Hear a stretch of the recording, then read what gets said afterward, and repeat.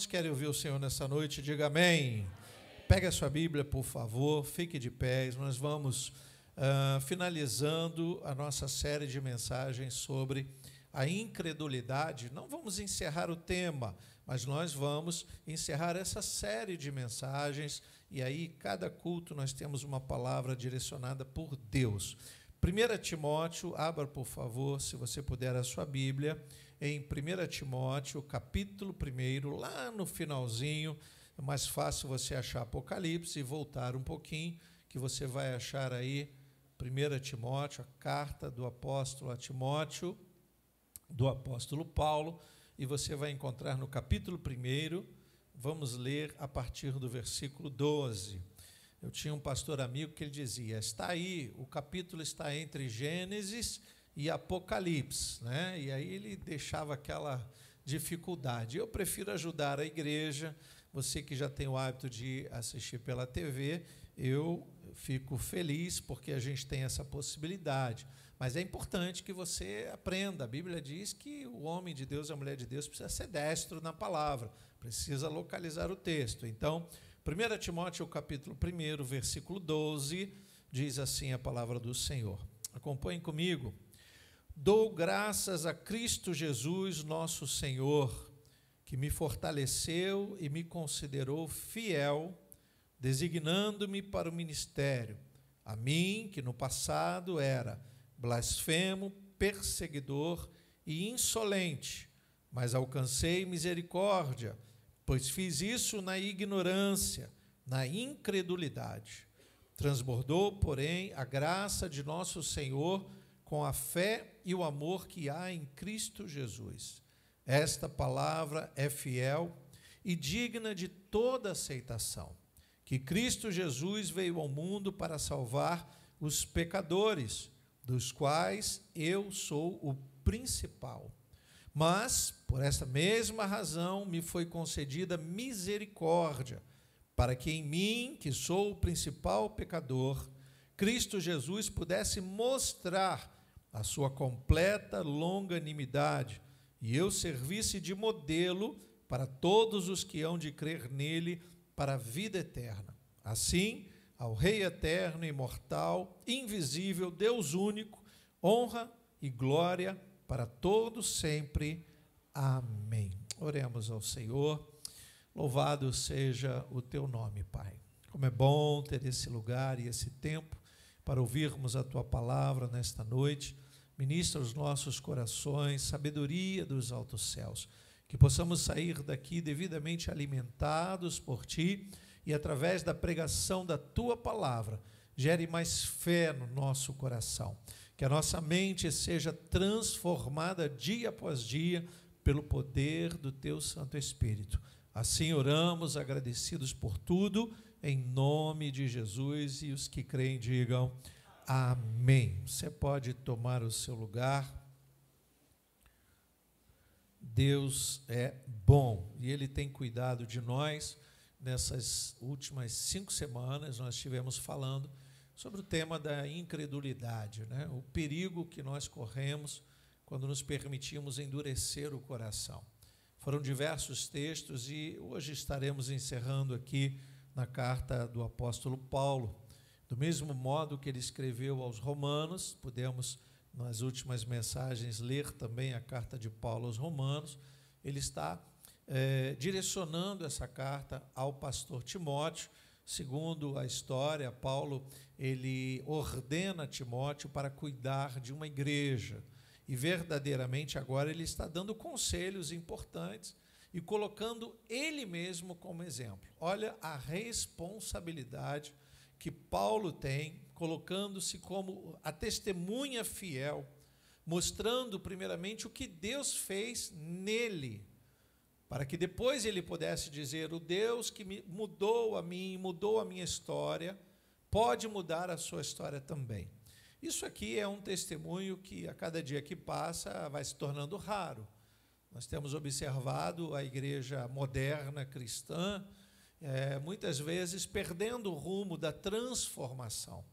Muitos são aqueles, né, que dirigindo trabalhos ou mesmo cuidando da sua família, o pai, a mãe que se converte, que tem a responsabilidade de conduzir os filhos no caminho do Senhor, muitas vezes encontram certas dificuldades, primeiro porque o mundo mudou bastante. E nós entendemos a necessidade de, além de pregar o Evangelho, viver o Evangelho. O testemunho público fala tanto quanto a pregação da palavra. A pregação da palavra é o elemento essencial para a santificação. Quando nós aceitamos Cristo, quando nós entramos na igreja, quando nós abrimos o coração, nós começamos a ter um relacionamento com Deus. E isso nós falamos de salvação. Quando você faz uma oração, se arrependendo sinceramente dos seus pecados, a salvação está em você. Mas, verdadeiramente, nós precisamos caminhar um pouco mais, até nos encontrarmos com Cristo. Meses, anos, décadas. E o que vai ser, então, dessa salvação que já está em nós? Precisamos nutri-la, precisamos nos santificar. Aí, verdadeiramente, entra o processo de transformação. A conversão, ela, no momento que ela é pensada como instantânea, é porque ela dá a nós o direito de sermos salvos. Ela atribui essa salvação em nós. Mas, a partir do momento que é um processo, em alguns ela é um pouco mais lenta.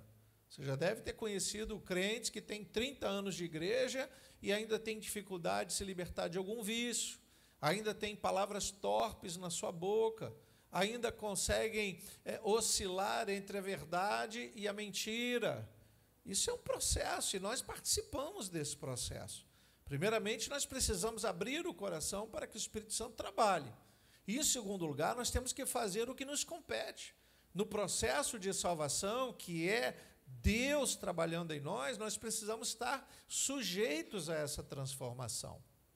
Então, Paulo, nesse momento, eu entendo, inspirado pelo Espírito Santo, ele começa a dirigir a sua palavra a Timóteo, e nós vamos percebendo aqui que Timóteo precisa ouvir isso. Alguns vão dizer que Timóteo está enfrentando grandes lutas no seu ministério pastoral, e essas lutas se parecem com as nossas lutas pessoais. Independente do que você faça ou não faça na igreja, todos nós temos lutas. Todos nós temos algumas dificuldades, e para muitos essas dificuldades são gigantescas. Não são poucos os que param pelo meio do caminho a caminhada, não são poucos os que vão desistindo, não são poucos aqueles que não se animam mais, muitas vezes precisam ser incentivados. Eu conheço crentes, e aqui louvo a Deus, porque nesse lugar você não busca o show, mas eu conheço crentes que só estão animados para ver o artista, para verdadeiramente participar de algo que dê a ele resultado. Olha que coisa interessante. Um culto não pode ser pensado primeiramente no resultado que eu adquiro para a minha vida. Eu não posso me dirigir a esta igreja ou qualquer outra pensando no que eu vou receber se participar da campanha, da corrente, do movimento de oração. Primeiramente, eu tenho que ter consciência que todo o sacrifício já foi feito. E, a partir daí, eu me mantenho aliançado com Jesus Cristo em agradecimento a tudo o que Ele fez. Veja que coisa interessante. É um modo diferente de pensar. Muitos precisam ser motivados, muitos precisam ser incomodados. Alguns dependem das lutas para se encontrarem com Deus. Tenho pensado bastante sobre isso, como Deus, não como um oportunista, mas como verdadeiramente aquele que usa o momento difícil para mostrar o seu amor. Pastor, para que serve a luta na vida de um crente? Para você se lembrar que você tem em quem confiar, para você se lembrar que você tem um Deus galardoador e que você precisa fazer a sua parte. As lutas fazem parte do que eu chamo de engrenagem. Como eu penso sobre isso nesses dias? Como nós, muitas vezes, questionamos Deus, quando nós, que somos fiéis, você é fiel a Deus, você já se perguntou, por que eu sofro tanto? Por que eu adoeço? Por que eu tenho desemprego? Por que as coisas, às vezes, não dão certo? Nós temos várias respostas para dar. Você pode atribuir isso a ataque do inimigo, dos inimigos, dos demônios. Mas se você só disser isso, onde está a sua confiança no Deus que protege você? Nós temos que pensar sobre isso. Nem tudo é culpa do demônio. Será que nós não temos culpa nos nossos atos, dentro da liberdade que temos? Será que nós não erramos e damos brecha para o inimigo agir? No final, ele será o culpado, mas será que eu não abri a brecha para que ele trabalhasse? Será que eu não tenho que viver uma vida em conformidade com a palavra de Deus? Primeiramente, antes de pensar nos ataques do inimigo, eu tenho que pensar na proteção de Deus. Antes que eu pense em algo que está sendo feito, eu ouço muito crentes falando: pastor, fizeram um feitiço para mim. Falei: qual o problema? Para mim devem ter feito vários. A diferença é o quanto você está firme, o quanto você está com uma fé inabalável e o quanto você está fraco. Minha avó, que não era crente, mas que tinha uma religiosidade da sua época, ela dizia assim: quando nós estamos fracos, até o mal olhado mata. E olha que ela não era crente. Sabedoria de quem tinha experiência, de pessoas que precisavam, de algum modo, se fortalecer. Hoje, conhecendo a palavra de Deus, eu concordo com o que ela dizia. Eu posso concordar pensando no quanto eu devo me fortalecer no Senhor. E aí sim, uma palavra lançada joga um crente no chão. E não é dizer que é geração mimimi, não, irmãos. Tem crente que se esfria com a igreja, com o pastor, até com Deus, porque o irmão não deu a paz do Senhor, o irmão passou no comércio e não falou comigo, ou coisas parecidas, ou o irmão retrucou o que eu disse. Que isso, querido? Se você está firme em Jesus, você vai entender que, às vezes, nos nossos relacionamentos, os irmãos também falham. E nós estamos num lugar de pessoas que estão passando processo de santificação. Eu estou no meu e você está no seu. Cada qual vive o seu processo de santificação. Nesse processo é importante estarmos na casa de Deus, ouvindo as mensagens, assimilando o que é trazido da palavra do Senhor e imediatamente colocando em prática, nos permitindo essa transformação. Paulo, escrevendo aos Romanos, capítulo 12, versículo 1, ele fala: olha, não se amoldeis a esse mundo, não se conformem com esse mundo. Antes, mudem a maneira de vocês pensarem.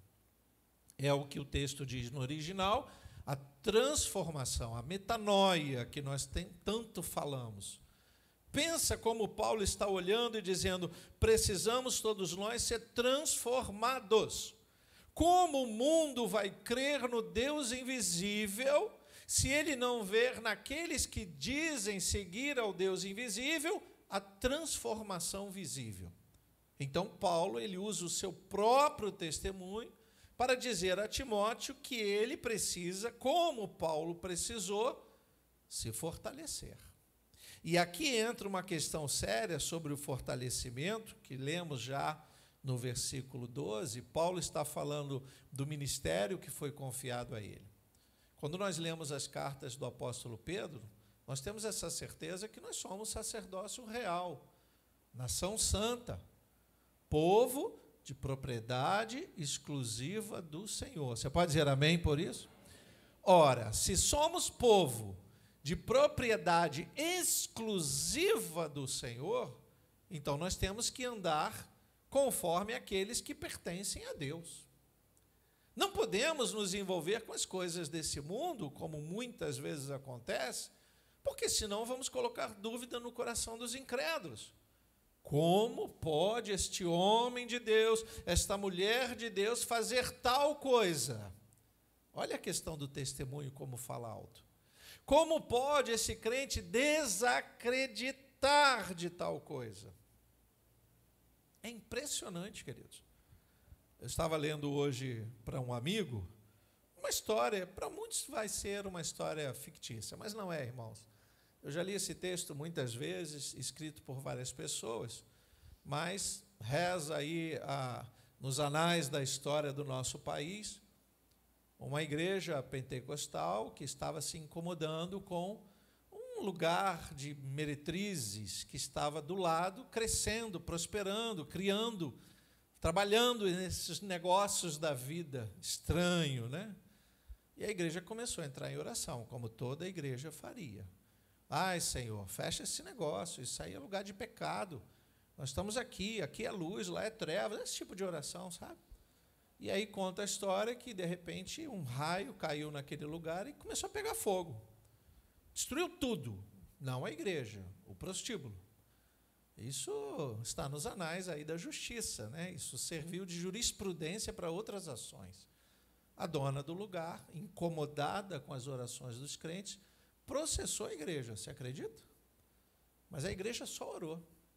Levou para o tribunal, dizendo, olha, de alguma forma, por alguma intervenção divina, mas por culpa dos crentes, nosso negócio pegou fogo.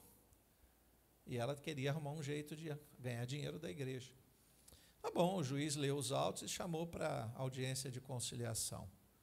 E o juiz disse, olha, pela primeira vez, né, diante da defesa da igreja, eu estou diante de pessoas ímpias, incrédulas, que acreditam que Deus tem poder para tacar fogo em tudo, e a igreja que orou está se esquivando da responsabilidade de ter orado a Deus e Deus ter colocado fogo em tudo. Aquele juiz estava ali mexendo com a fé da igreja, irmãos. Se eu oro para que Deus faça algo, Ele vai fazer do jeito dele. Mas quando nós somos incrédulos, até aquilo que nós oramos, nós não cremos que vai acontecer. Nós duvidamos da capacidade de Deus agir. Por quê, pastor? Porque o nosso coração é incrédulo. Entende a história? Como pode alguém que não conhece a Deus atribuir poder na oração da igreja, crer que Deus lançou o raio e pegou fogo? Pode ter sido uma grande coincidência, pode ter sido uma ação da natureza, mas eu creio que Deus pode ter agido, porque Deus age como Ele quer. Você pode dizer amém por isso? Mas daí a igreja duvidar. Por que a igreja duvidou? Porque se o juiz determina, eles vão ter que pagar a indenização. Não, isso não aconteceria. O juiz sábio, um homem, né, debaixo de uma consciência, ele ia dizer, olha, eu não posso, não foi a igreja que tacou fogo, foi o Deus da igreja, vocês devem reclamar com ele. Eu acho que o resultado seria esse. Não, mas antes que a igreja pensasse, antes que a igreja colocasse a fé em prática, porque se é uma igreja de fé, diria, não, nós oramos sim, e Deus tacou, foi pouco fogo, deveria ter queimado, era todo mundo. Irmãos, a fé faz com que a gente tenha autoridade, não que seja o desejo, não pode ser o desejo da igreja, que ninguém se perca, mas que o pecado se afaste da presença dos crentes, sim, isso nós temos que orar sempre. Então, isso só acontece por conta da incredulidade. E uma das coisas que me chama a atenção nesse trechinho da carta do apóstolo Paulo, é que ele vai falar o quanto todo homem deve se deixar ser usado por Deus, até mesmo para que Deus o fortaleça. Deus só vai fortalecer aqueles que diante dele se colocam como fracos, diante de Deus, não do mundo. Diante de Deus, você tem que reconhecer que você está neste lugar pela misericórdia de Deus. Se não fosse o amor de Deus, você não estava de pé. Se não fosse o cuidado de Deus, você não teria o que você tem hoje. Nós precisamos reconhecer isso porque demonstramos em humildade a nossa fraqueza diante da grandeza de Deus. E aí, se nós somos para com Deus fracos, Deus nos fortalece. Não podemos chegar diante de Deus em hipótese nenhuma, com algum tipo de autoridade sobre Ele, isso é inadmissível. Por mais que alguns falem ou preguem sobre isso é inadmissível, irmãos. Estamos aqui pela misericórdia, e se pela misericórdia Deus quiser operar, Ele vai me conduzir em segurança, de volta ao meu lar, no próximo culto estarei de volta, e assim será até a volta do Senhor, guardando a salvação. Você pode dizer amém por isso? Esse processo que Paulo está dizendo aqui, falando sobre essa transformação obrigatória, no mesmo aspecto o profeta Isaías também vivenciou, logo no início do seu chamado. Veja como Isaías capítulo 6, ou pela TV, ou se você tiver aí facilidade de abrir sua Bíblia, Isaías capítulo 6, versículo 1, veja como essa sinceridade do profeta se equipara à sinceridade do apóstolo Paulo. Isaías 6, versículo 1, no ano da morte do rei Uzias, Eu vi o Senhor assentado sobre um alto e sublime trono, e as abas de suas vestes enchiam o templo. Serafins estavam por cima dele. Cada um tinha 6 asas, com 2 cobria o rosto, com 2 cobria os pés e com 2 voava. E clamavam uns para os outros, dizendo: Santo, Santo, Santo é o Senhor dos exércitos. Toda a terra está cheia da sua glória. Os umbrais das portas se moveram com a voz do que clamava, e o templo se encheu de fumaça. Olha o versículo 5.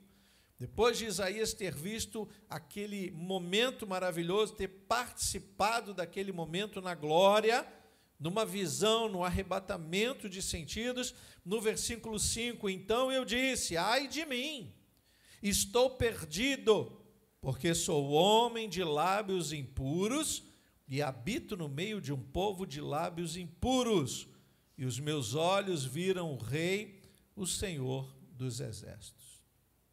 O que Isaías faz, que Paulo também está fazendo? Reconhecimento da sua imperfeição.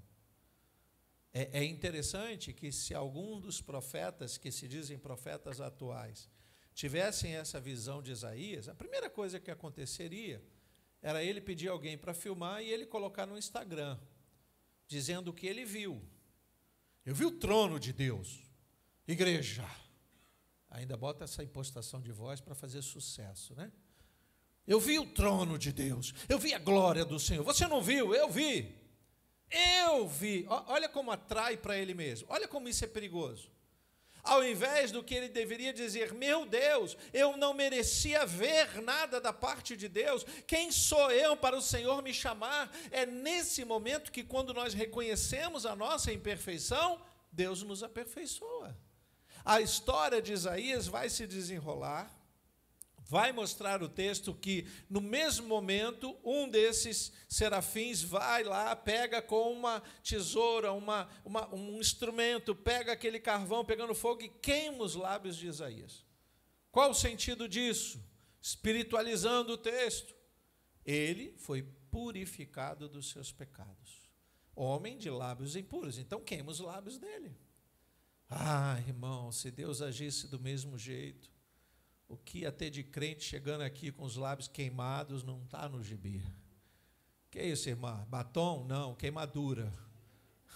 Deus queimou meus lábios. Mas se for para a glória dele, queime. Se for para eu reconhecer a grandeza de Deus, aleluia. O que nós não podemos ensoberbecer o nosso coração. Aqui, nesse momento, o apóstolo Paulo está mostrando a sua incapacidade de fazer o que faz, mas, ao mesmo tempo, revelando a capacitação de Deus. Como Deus pode nos chamar, nos capacitar. Escute o que eu estou dizendo. Não diga para o Senhor que você é incapaz. Diga que nesse momento você não pode, mas se Deus quiser, vai levantar você. Você vai ser profeta na sua geração, na sua casa. Você vai levar muitos à conversão, porque Deus quer usar todos nós. Louvado seja o Senhor. Deus quer usar todos nós. Muitas vezes nós não nos permitimos. E aqui o que Paulo está dizendo é que Deus, ele tem essa capacidade.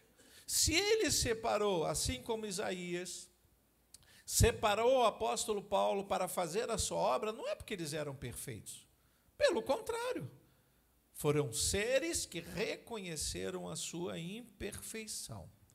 Então a gente vê aqui como o Senhor já sondava o coração de Paulo, quando ele ainda era Saulo, como Deus sondava o coração de Isaías, quando ele ainda era um menino, e como Deus sonda os nossos corações.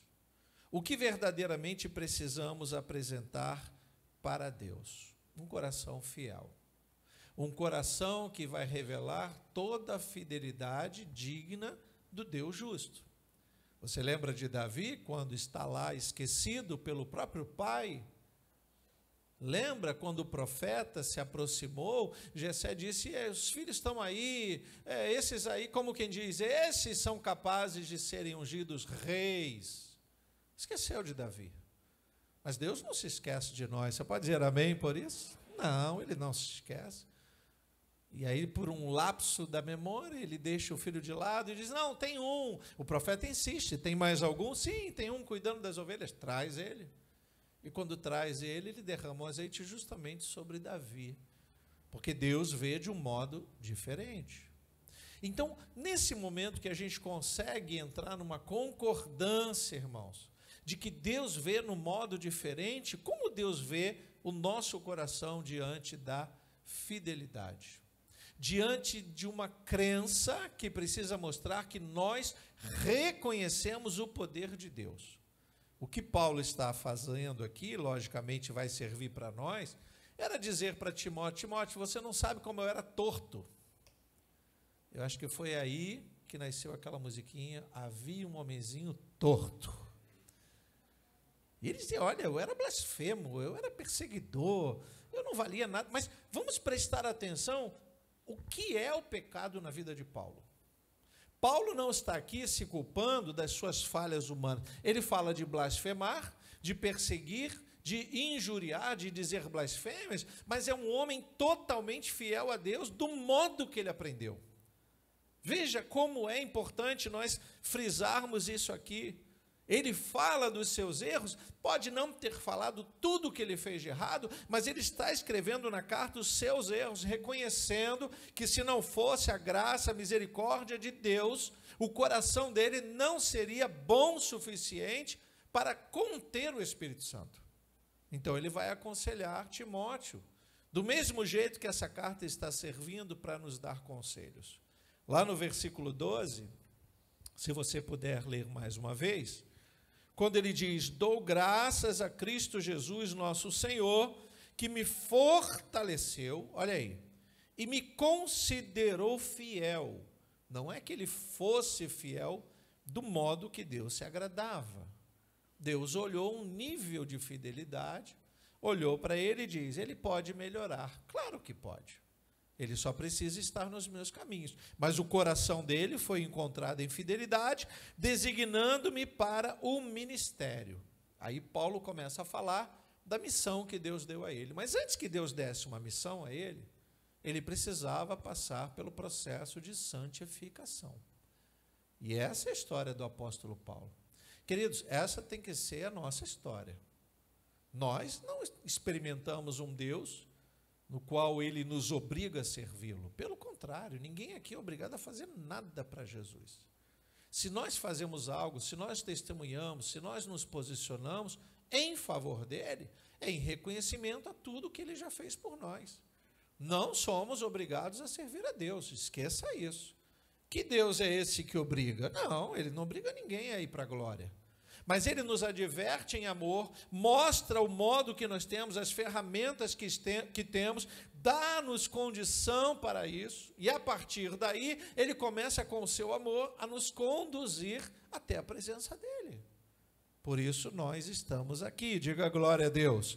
Versículo 13, só o comecinho do versículo 13. A mim, que no passado era blasfemo, perseguidor e insolente. Meu Deus, como é que Deus usa um blasfemador?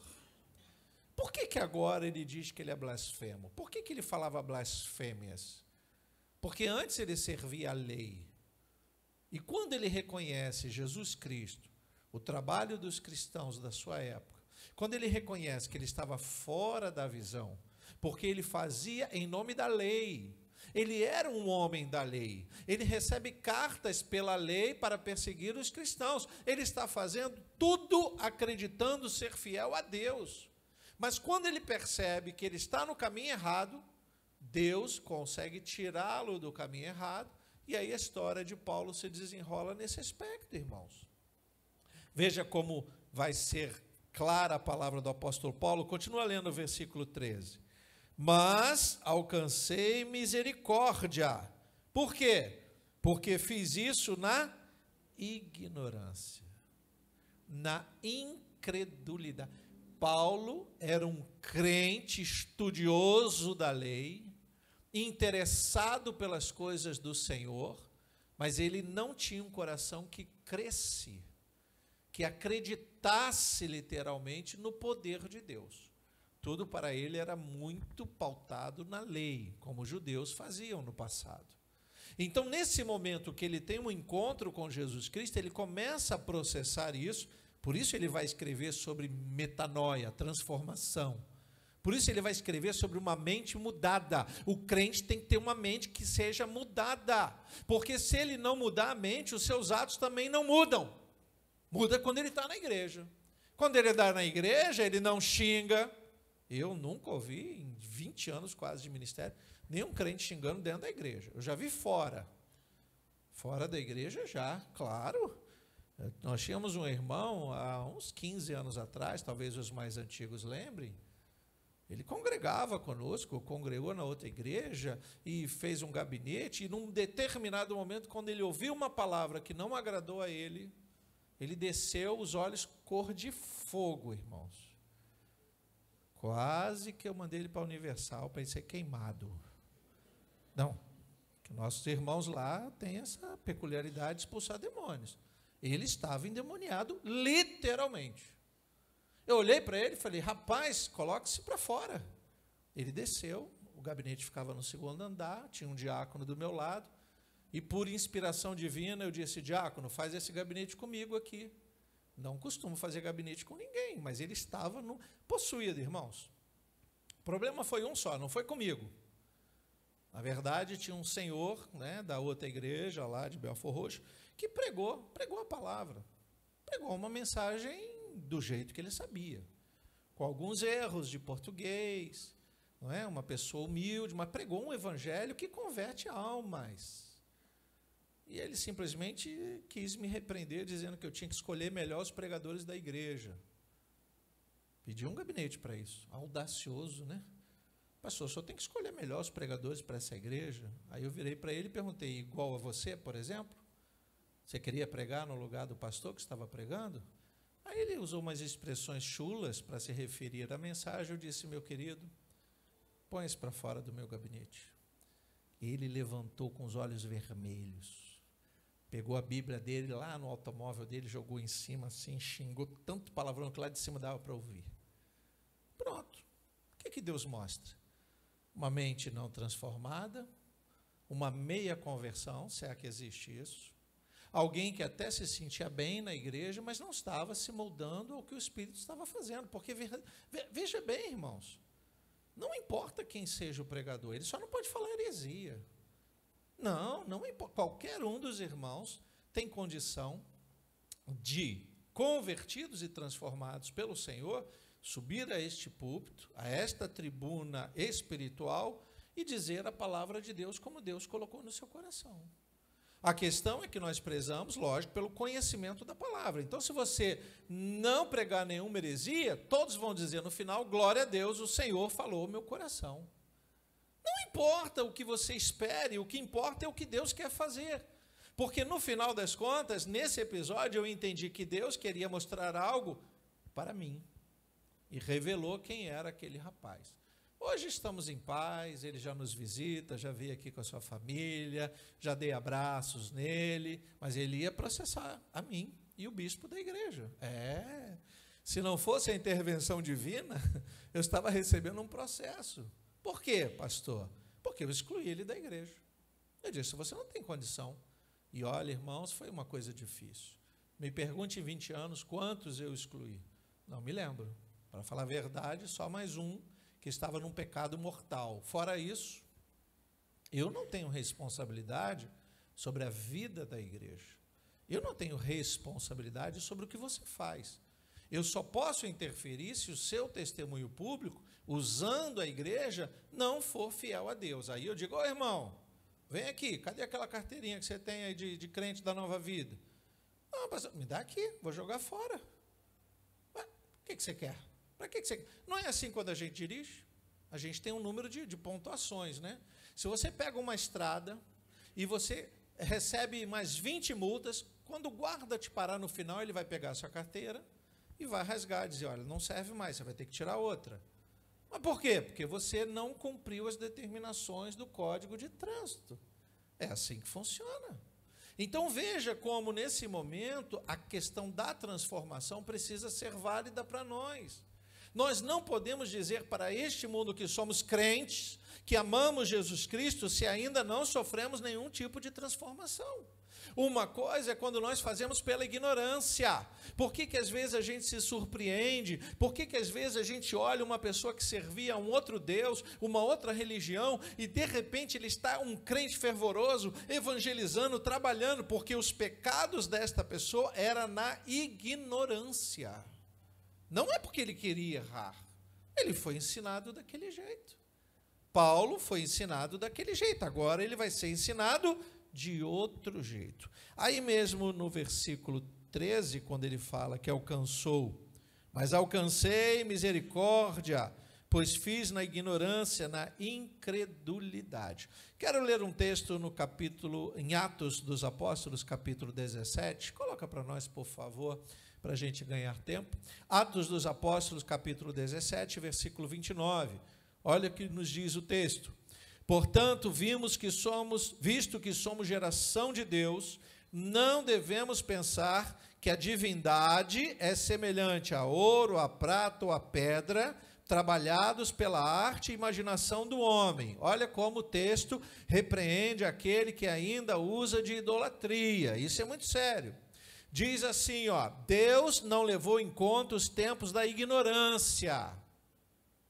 Deus não levou em conta o tempo que nós vivíamos nas nossas idolatrias.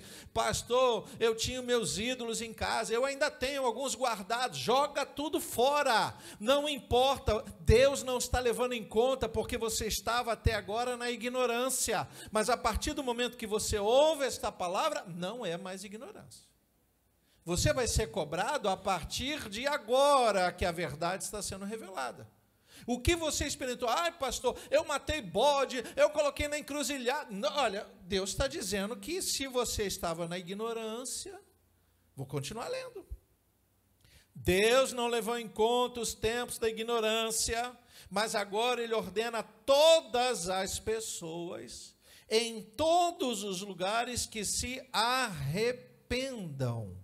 Porque Deus estabeleceu um dia que julgará o mundo com justiça por meio de um homem que escolheu. Quem é esse homem? Jesus Cristo. Você pode dizer amém? E deu certeza disso a todos, ressuscitando-o dentre os mortos. Se você hoje conhece Jesus, você não tem desculpas se ainda for idólatra. Tem que jogar tudo fora. Tem que jogar fora. Como é que eu faço? Não sei, taca fogo. Se for de ouro, derrete e dá de oferta para a igreja o ouro. Você está investindo no reino. Não, pastor, mas eu ainda... Irmãos, idolatria, idolatria. Eu me lembro quando eu me converti, começo da minha conversão, não tinha nem sido batizado ainda. Eu, Vera e meus 2 filhos na sala de casa, uma tribulação, as irmãzinhas vão lá fazer oração. A gente recebe elas na sala, oração, louvor, palavra, e muito bem, irmão, Deus vai abençoar o seu lar, fica firme, aquelas palavras de ânimo. De repente uma irmã fala assim, peraí, irmão, a gente só está na sua sala, né? Tem alguma coisa ali naquela parede? Como é que Deus mostra. Eu disse, qual parede? Ali naquela parede, do outro lado. Ela não entrou no meu quarto. Tinha um crucifixo com aquele boneco amarrado, característico da religião antiga, né? Ela disse, isso aí é idolatria. A cruz para o crente tem que estar vazia. A primeira mensagem, a primeira bronca que eu recebi, eu disse, sério, irmã? Ela disse, sério. Era um crucifixo de prata legítimo, caríssimo. Aquelas coisas que a gente faz, né? O santinho tem que ser de ouro. Ladrão ama santinho de ouro, tá? Ama, ele não rouba de barro, ele rouba de ouro. Aí tinha lá um crucifixo de prata, as irmãzinhas foram embora, elas não falaram nada, só disseram que aquilo era idolatria. Elas foram embora, eu virei para a Vera, falei, e agora? Ela disse, se a irmã falou que é idolatria, vamos abrir mão disso. E eu, ainda em fase de conversão, falei, mas é de prata. Eu disse, não dá para vender? Ela falou, se não presta para você, para nós, não serve para ninguém. Vamos jogar fora. Mas se eu jogar no lixo, alguém vai achar. Ela, vamos procurar um rio, vamos jogar bem fundo. Botei no carro e fiquei rodando o Rio de Janeiro, aonde eu podia. Primeiro rio que eu achei, não vou nem dizer qual é, para você não ir lá procurar. Joguei longe com toda a força. Quando aquilo aconteceu, irmãos, eu cheguei na minha casa, olha, eu me arrepio todo só de pensar. Parecia que tinha uma nuvem do Senhor na minha casa. Como aquilo foi importante na minha vida, e eu não imaginava, eu dizia, mas isso não, eu não fico me curvando diante da imagem, mas por que isso está aí se não tem efeito? Por que nós ainda nos prendemos às coisas que não fazem efeito na nossa vida? Será que a gente não entende? Será que não podemos sofrer essa transformação? Será que nós não estamos ouvindo o que Paulo está dizendo? Que isso vai gerar em nós uma incredulidade, porque nós estamos dando crédito a coisas que não merecem crédito. Isso é muito sério, irmãos. Versículo 14 aí, de 1 Timóteo, versículo 14. Transbordou, porém, a graça do nosso Senhor com a fé e o amor que há em Cristo Jesus. Ele está dizendo, Timóteo, nós chegamos até aqui pela misericórdia do Senhor. Não foi porque eu ou você somos melhores do que ninguém. Você está na casa de Deus hoje, e se você está na casa do rei, você é filho e filha de Deus. Você pode dizer amém? Então você é príncipe ou princesa do Senhor. E sem modismo nessas palavras, né, que às vezes eu ouço as pessoas falando, eu sou princesa do Senhor. Então faz o que o rei mandou. Tinha uma irmãzinha que falava muito assim, eu sou princesa do Senhor. Então obedece o seu pai, minha irmã. Princesa é aquela que obedece. Príncipe é aquele que obedece. Agora, só estamos aqui entre príncipes e princesas pela misericórdia do Senhor. Diga amém.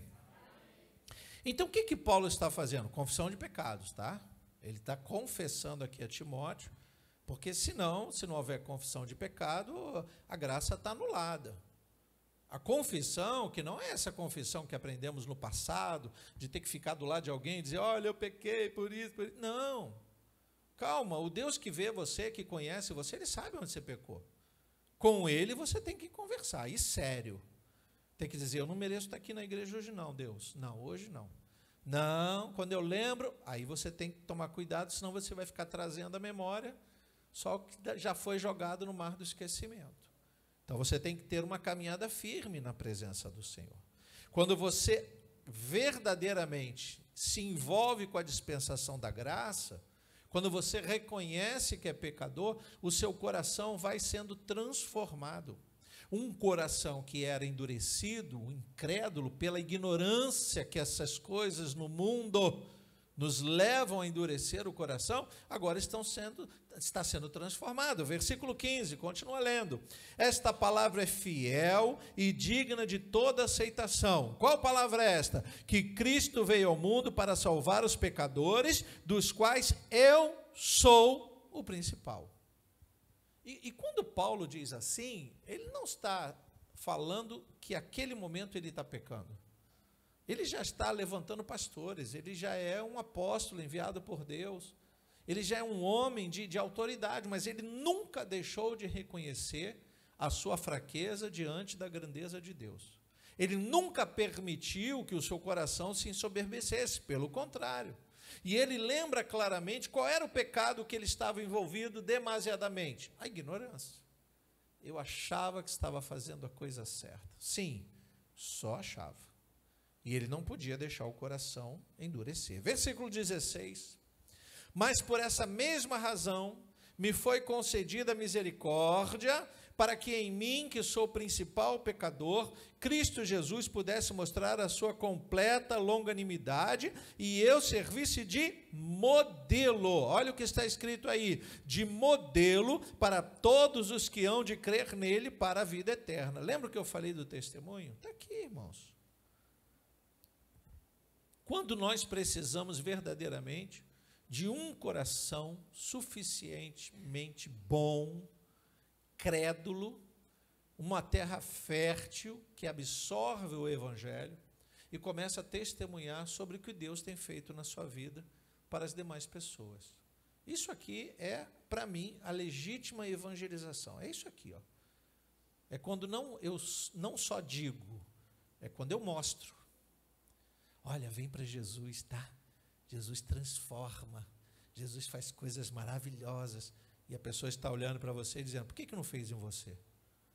Caloteiro, passa cheque sem fundo, mente, trai esposo, esposa. As pessoas nos conhecem, viu? Xinga. Não é temente a autoridade nenhuma. Olha, não teme autoridade nenhuma. O mundo nos julga o tempo todo, irmãos. Qualquer testemunho errado que dermos vai gerar para Deus a visão de que nós temos ainda um coração endurecido. É por isso que o diabo trabalha tanto para deixar o coração do crente incrédulo. Porque um coração incrédulo, não adianta, irmãos. O Espírito Santo não consegue trabalhar. Entende por que nós estamos sendo ministrados sobre o perigo da incredulidade? É para que você tenha um coração cheio de fé, louvado seja Deus. Para que você verdadeiramente creia que Ele tem poder de mudar o quadro, mudar as coisas. É esse Deus que nós servimos. Diga glória a Deus. Veja, a preocupação de Paulo não é só animar Timóteo, assim como a minha preocupação não é só animar você, mas livrar do perigo. Versículo 18 diz, versículo 17, né? Assim, não, é isso mesmo? Sim, 17, perdão. Assim ao Rei eterno, imortal, invisível, Deus único, honra e glória para todo sempre. Amém. Veja como ele está agora exaltando o Senhor, e isso já fazia parte da vida dele antes, só que ele era de um outro pensamento, né? Ele estava preso na lei. Tudo que ele achava que estava certo, interpretava a lei, ele fazia, tentando agradar a Deus. E aí, versículo 18 agora, esta é a demonstração que faço a você, meu filho Timóteo, segundo as profecias que anteriormente foram feitas a seu respeito, que firmado nelas, você combata o bom combate, mantendo a fé e a boa consciência, porque alguns, tendo rejeitado a boa consciência, vieram a naufragar na fé. Então, eu vou fazer uma paráfrase desses versículos. Eu vou ler para você de uma outra forma. Esta é a demonstração que faço a você, igreja de Nova Vida em Anchieta, reunida aqui nesta noite. Segundo as profecias que anteriormente foram feitas a seu respeito. Quais, pastor? Você está predestinado a ir para o céu, se você assim desejar. Você quer ir para o céu? Diga glória a Deus. Então já existe profecia a seu respeito. Que Deus amou o mundo de tal maneira que deu o seu Filho unigênito para todos nós que aqui estamos, crescemos nele. E se você nele crê, a salvação está em ti. Diga glória a Deus por isso. E aí ele continua, versículo 19, mantenha a igreja de Nova Vida, a fé e a boa consciência, porque alguns, tendo rejeitado a boa consciência, vieram a naufragar na fé. Talvez você conheça algumas pessoas que um dia caminharam do teu lado na igreja e hoje nem querem saber de igreja. Naufragou na fé. O coração foi se tornando incrédulo, e isso aos pouquinhos, tá? Isso não é só com uma decepção. Quando nós não nos policiamos, nós endurecemos o nosso coração com muita facilidade. Pastor, eu estou triste porque a igreja X fez isso comigo, pastor tal fez isso comigo, o irmão fez isso comigo, minha família que é crente me decepcionou. Então você ainda não se converteu. Porque nós não podemos estar aqui esperando nenhuma resposta dos homens. Você está aqui porque você tem uma fé pautada em Jesus Cristo. Diga glória a Deus. As coisas do passado ficaram no passado. Você acha que eu nunca me decepcionei com homens, com igreja, com pessoas que caminhavam do meu lado no ministério, que foram ordenadas junto comigo e que traíram a Cristo, traíram a minha confiança, traíram família, e por isso eu desisti? Pelo contrário, aí mais força eu tinha para me agarrar em Deus e dizer, Senhor, eu não creio no endurecimento do coração, pelo contrário, eu creio que se meu coração for um coração crédulo, eu terei fé suficiente para remover os montes, louvado seja Deus. Se não pensarmos assim, com certeza vamos enfraquecer. Mas para isso nós temos que olhar para quem? Para nós mesmos. Essas mensagens das últimas semanas, das últimas 6 semanas, elas foram dirigidas a nós mesmos. E antes que eu pudesse pregar para a igreja, eu me coloquei na condição de igreja. Eu ouvia Deus e dizia: como eu posso melhorar, Senhor? Porque se eu não melhoro, o prejuízo é maior. E é exatamente isso que Paulo vai dizer no versículo 20.